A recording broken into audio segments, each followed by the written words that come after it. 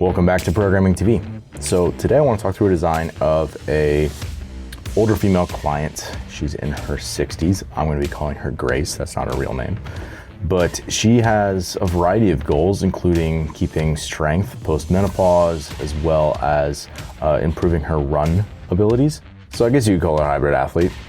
You know, it's definitely a buzzword right now, but I think it kind of fits the bill where she's doing some lifting, she's doing some run training, and how to combine those things for a person who has other things that they have to balance in their life, and also is up there in terms of biological age and training age. This is someone who's done CrossFit for years. They're transitioned out of CrossFit. They might do a high rocks in the future.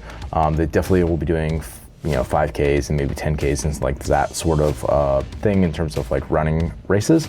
So really those are the main things that I was trying to balance in the program. The other thing that she specifically wanted to work on was her upper body pulling strength. The ability to be able to do strict pull-ups in higher volumes is something that she wanted to be able to retain or improve the ability to do. So let's dive in.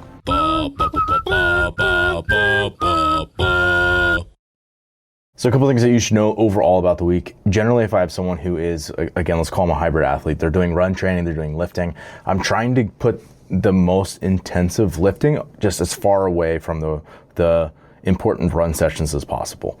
And in practicality, depending what someone's goals are, if they're more biased towards the running, if they're more biased towards lifting, that's just going to change what takes priority and what goes on goes into the slots in the week where they have the most time and resources and basically adaptation to be able to actually put energy into the thing that matters for them. So for example, if we had someone and they cared the most about the lifting, then you're going to see that, okay, coming off of your easy days, you're going to be doing your lifting priority work first, probably more lower body centric things that are going to be more demanding, and then we'll try to give you some sort of a break before you're asked to run. Just knowing that the run training is going to be a little bit less of a priority in that person's phase of their training. And again, if that switches around as they're getting closer to a race, maybe they want to ramp up run volume. There's other important things. The run starting to take priority.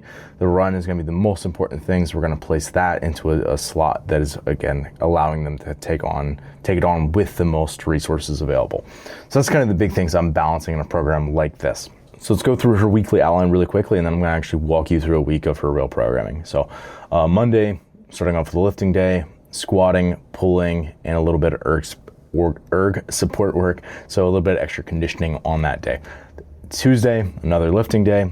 This day is hinging, pressing, and core work. The reason I did that was because most runners tend to find the squatting pattern beat up the joints a little bit more. So trying to put that as maybe 48 hours before the next run session is only going to be indicative to helping them longevity-wise and also performance-wise.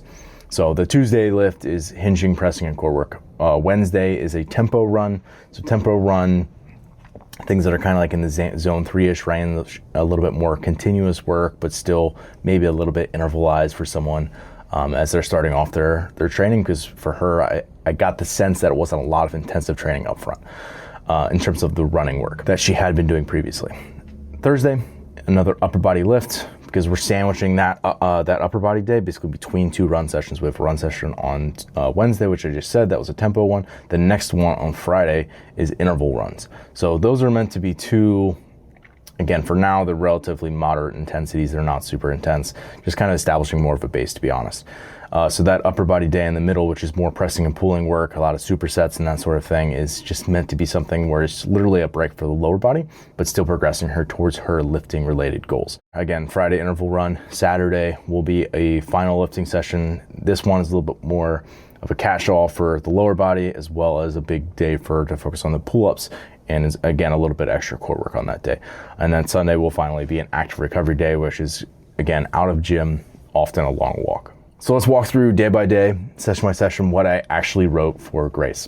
Monday, lifting again. This is squatting, pulling, and conditioning work, 5 minutes of cardio, into a hip flow sequence, basically moving through internal extra rotation, just starting to get the hips warm and moving through a bigger range of motion, and then 3 rounds of single leg adductor rocks to just kind of wake up the groin a bit, and 5 body weight squats, just focus on a controlled lower.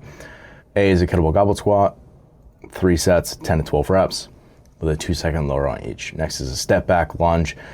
This time we're holding the dumbbells by the side in a farmer's type position, alternating legs. So again, we're starting off, and this is all just kind of very moderate work, just kind of really establishing a base of I have certain exercises that I do that this person hadn't been doing because we just started working together not long ago. In fact, this is like week 2 of their design. So really new. So there's a lot of things that they're already getting up to speed on. So I'm trying to keep the complexity of the program relatively simple. Next is machine-assisted pull-ups, which is a great option because the strength curve from the bottom to the top is the same, unlike something like a band. So her gym has a machine-assisted pull-up, so we'll definitely be taking advantage of that since she cares a lot about her pull-up performance.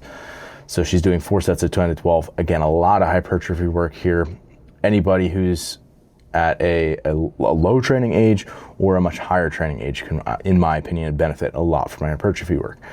And then banded or machine lat row. Again, I find a lot of people, they like to have the arms take over. There's no disadvantage to building up the lats in anything that you do that I found. Wow, I don't usually say really concrete statements like that. That was pretty aggressive. But she's got 3 sets of that of 12 to 16. Again, more so capturing the hypertrophy side of things. Finally, she's got some erg-based conditioning, and this time it's 15 minutes on the rower at a smooth pace, just comfortable. And then some box breathing to finish out day 1. Day 2, hinging, pressing, and core work.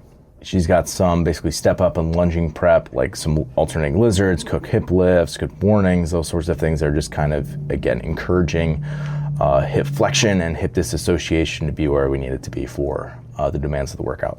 RDLs from the rack. I find that, again, a lot of people struggle to maintain really good positions. Again, really low training ages, really high training ages those are the sorts of things that if you put them on sort of like a top-down hinging motion, like an RDL from the rack, that's a great option versus just doing a traditional deadlift where you're ripping it off the floor, and oftentimes people get out of position a little bit more. Next is a machine hamstring curl. Again, just trying to keep some time and tensions under the hamstrings, especially if, any runner really, I like to do some dedicated hamstring work. I find that's super beneficial for them. And also just keeps them healthy and injury-free, to be honest. Next is a dumbbell military press. So basically like a seated high incline strict press, only 2 sets of that. And then we're gonna go into a incline dumbbell bench press. So basically she's gonna start at a really high incline, and then the next 2 sets, she's gonna lower that incline and continue with the same weight that she used. And then finally some core work, some Russian twists, some plank shoulder taps, and then echo bike at just a cruise pace to keep the heart rate up a little bit. That's Tuesday. Wednesday is again her tempo run. She's got her run warm-up, which is running, easy running, and then some various calisthenic type run dynamic warm-up things. And then her actual tempo run is 3 sets of 12 minutes. And she's basically doing a progressive heart rate from zone 2 to zone 3, which is gonna feel very easy the entire time. And she's walking 2 minutes in between as rest. So again, you're looking roughly about 45 minutes for that total in that session. 36 total minutes of running. So again, very manageable. She was running a lot of like 5K type distances. It's just sort of like a moderate effort. So this is almost like, okay, I'm going to start taking the things to the direction that I want to in the design. We're not quite there yet, but this is like a good introduction to get there into like the type of training that I like to write. And then finally, a little bit of mobility work at the end, seal stretch, hip flexor stretch, couch stretch. Thursday, her upper body lift. Again, this is sandwiched in between 2 run days. She's got 5 minutes on the stair stepper. Again, I just always like getting people onto a cyclical machine just to get a little bit of body temp coming up before we go into movement prep. And then she's got 3 rounds of a 6 breath hollow hold, 6 alternating lizards, and 6 Blackburns, just warming up the posterior shoulder. Then she goes into a machine chest press, supersetted with a lat pull down. So pressing and pulling, you're gonna see that a lot on this day. So she's got 3 sets of each of those in like a hypertrophy type range. And then she goes into push-ups and ring rows. So we basically went horizontal press, vertical pull, horizontal press, horizontal pull. And again, the reason that's the way it is mainly because she's working on more pull-up strength. So I wanted another touch of that vertical pulling in the week. So that's why we have another opportunity to do that, where the rest is just horizontal. Typically I like often doing like horizontal press, horizontal pull, vertical press, vertical pull. So she's got, again, 2 additional sets of push-ups and ring rows, then into machine tricep extension and dumbbell hammer curls. So obviously isolating out bicep and tricep at that point. Again, for someone in her situation, I find that a lot of people, and again, this is only 2 sets, but it's just great supportive work for some of the other strength work that's going on. It's only going to be beneficial for her to give muscle mass a reason to stick around, and also just like if each individual muscle group is stronger, likely the system, especially down the road as we learn how to use it, will be stronger. And then Friday is our interval run day. Very similar structure for the warm-up where she's doing some walking, she's doing some dynamic run prep, and I leave that open-ended. Oftentimes, again, if I'm starting with a new client, there's already so much information being thrown at them that sometimes it's kind of nice to say like, hey, do the warm-up that you've typically been doing, and that way it's just like one less thing to go to try to dig up a warm-up or watch another video in the initial weeks. It's kind of really nice. And again, as someone gets more experience, it's also nice to go back to that. So again, I'm talking a lot about like bookends of people's experiences. You often revisit the same things that you initially needed when you were an athlete. So her interval run this week, 5 rounds, 1 minute run at an easy pace, nasal breathing only, and then 2 minute run at her estimated 5K time trial pace, and then a 2 minute walk at a brisk pace, again, returning to nasal breathing. So again, very, at most moderate for this session, right? We're not doing a lot of intensity here. 2 minutes at a 5K pace for somebody at her caliber is not going to be a big ask to do that, especially with interjecting some walking into it as well. Finally, her cool down 5 to 10 minute walk, and then 2 to 3 rounds of frog stretch and a supine hamstring stretch. Saturday, her last real day of training. Again, she's got a lift, lower body, pull-ups, and core. Her warm-up, 3 rounds of an empty bar cardio, 20-second squat hold, 6 alternating dead bugs, and 10 supine glute bridges. Then she's got leg sled, which is a great option because it's gonna limit the amount of forward knee travel somebody gets, the amount of anterior knee irritation they might get from squatting, but all the same benefits, or virtually all the same benefits as squatting. Without some of like the shear on the back, that's often results of that. So 4 sets of 8 to 10. And again, basically I'm having her, I believe did 3 sets last week, and then basically she's adding load from what she did last week. She's mirroring those jumps and then adding load for a 4th set to just make it a little bit more challenging. Because often when people are starting off on a new piece of equipment, they don't push it nearly as hard as they are able to, which is totally fine, and like I expect that, but then she should be able to add that without an issue. Deadlifts are next, 12, 10, 8, 6. So I guess you could call these drop sets. I know a lot of people associate drop sets with like you're doing it at really high metabolic fatigue. In this case, I mean drop sets of like literally like the reps are getting cut down. And in this case, I want it to be relatively full rest and her to climb the weight as she goes. But again, all still relatively moderate loads.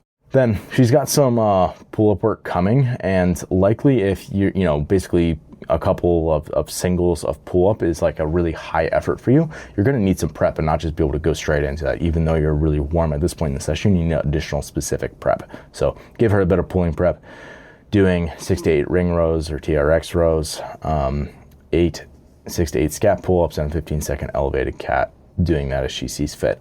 And then we go into restrict pull-up work. It is 5 sets of 1.1.1, so cluster sets.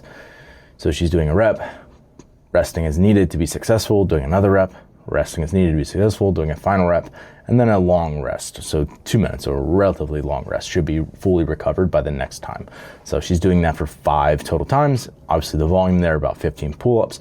For somebody who is able to do occasional doubles, it's a lot of work. Yeah, I'm excited to see how we can progress that, because I know that's something that she talked about being doable for her, but just stringing the reps is a challenge right now. And then finally her core work here.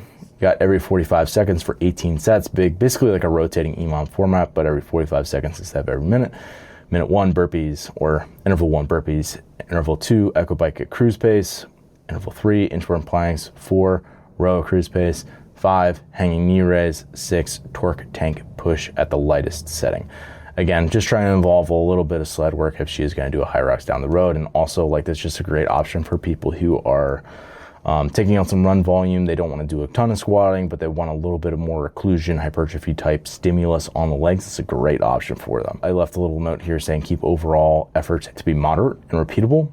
And basically I want the same sort of effort in all 3 of those rounds that she's doing for those 18 sets. A little bit of mobility work. And then basically Sunday is a recovery day of a long walk of her choosing. So there you have it. That's a week for Grace. She, again, is someone who's balancing a lot of different demands, like all athletes are. And I think that this is a sort of design that a lot of people can relate to because, again, lots of people don't have one specific goal, right? Most people aren't like a professional athlete in one thing where they're dedicating all their time to that. It's super common to have like, hey, I want to do this and I want to do this, right? I want to run, but I also want to be able to do pull-ups. I want to run, but I also want to be able to squat well. So kind of like balancing those different goals that can kind of be contradictory.